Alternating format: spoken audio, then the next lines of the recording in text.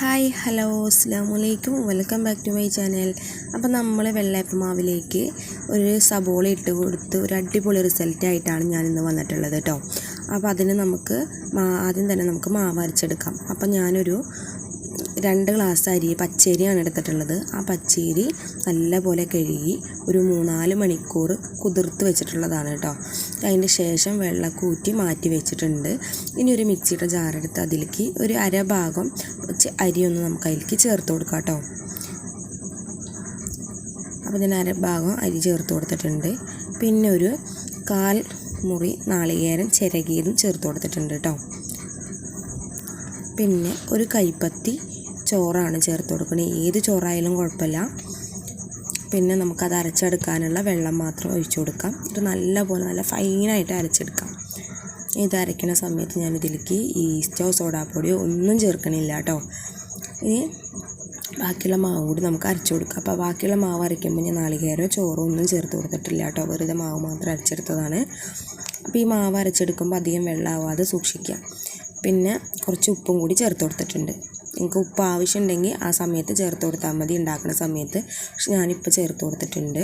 ഇനി നല്ലപോലെ ഒന്ന് മിക്സ് ചെയ്തെടുക്കാം കേട്ടോ. ഇനി ഇതേപോലെ ഒരു സബോള തൊലിയൊക്കെ കളഞ്ഞ് നമുക്ക് മാവിലേക്കൊന്ന് ഇട്ട് ഒന്ന് ഇളക്കി കൊടുക്കുക. ജസ്റ്റ് ഒന്ന് ഇളക്കിയാൽ മതി കേട്ടോ.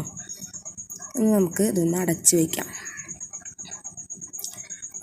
ഞാനിത് രാത്രിയാണ് അരച്ച് വെച്ചത്. നമുക്ക് രാവിലെയാണ് ഞാനിത് എടുക്കുന്നത് കേട്ടോ. അപ്പോൾ എടുത്തപ്പോൾ അതേ മാവ് നല്ല പോലെ തന്നെ പൊന്തി വന്നിട്ടുണ്ട് കേട്ടോ.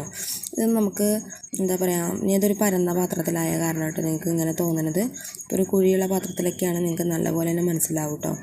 അപ്പോൾ മാവ് നല്ല പോലെ തന്നെ പൊന്തി വന്നിട്ടുണ്ട് കേട്ടോ. നമുക്ക് ഇനി ആ സബോള ഇതിൽ നിന്നെടുത്ത് മാറ്റി വയ്ക്കാം. നല്ല പോലെ ഒന്ന് മിക്സ് ചെയ്തെടുത്തിട്ടുണ്ട്.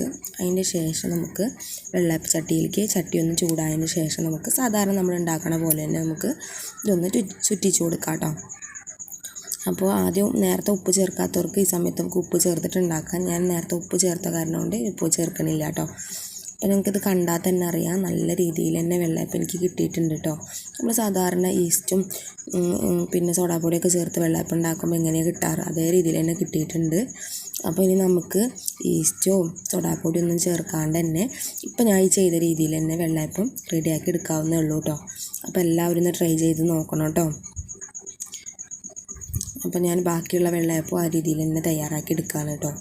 പിന്നെ എൻ്റെ വീഡിയോ ആദ്യമായിട്ട് കാണുന്നവരുണ്ടെങ്കിൽ ഒന്ന് ഫാമിലീസ് ഫ്രണ്ട്സിനൊക്കെ ഒന്ന് ഷെയർ ചെയ്യുക. വീഡിയോ ഇഷ്ടമാണെന്നുണ്ടെങ്കിൽ സപ്പോർട്ട് ചെയ്യുക. അപ്പോൾ വെള്ളയപ്പം നല്ല രീതിയിൽ തന്നെ കിട്ടിയിട്ട് ഞങ്ങൾക്കിത് കാണുമ്പോൾ തന്നെ അറിയാം നല്ല രീതിയിൽ തന്നെ വെള്ളയപ്പം കിട്ടിയിട്ട് നല്ല സ്മൂത്താണ്. അപ്പോൾ എല്ലാവരും ഒന്ന് ട്രൈ ചെയ്ത് നോക്കണം കേട്ടോ. അപ്പോൾ ഇൻഷാ അല്ലാഹ് അടുത്ത ദിവസം നല്ലൊരു റെസിപ്പി ആയിട്ട് വീണ്ടും വരാം. അതുവരെ ടാറ്റാ ബൈ ബൈ.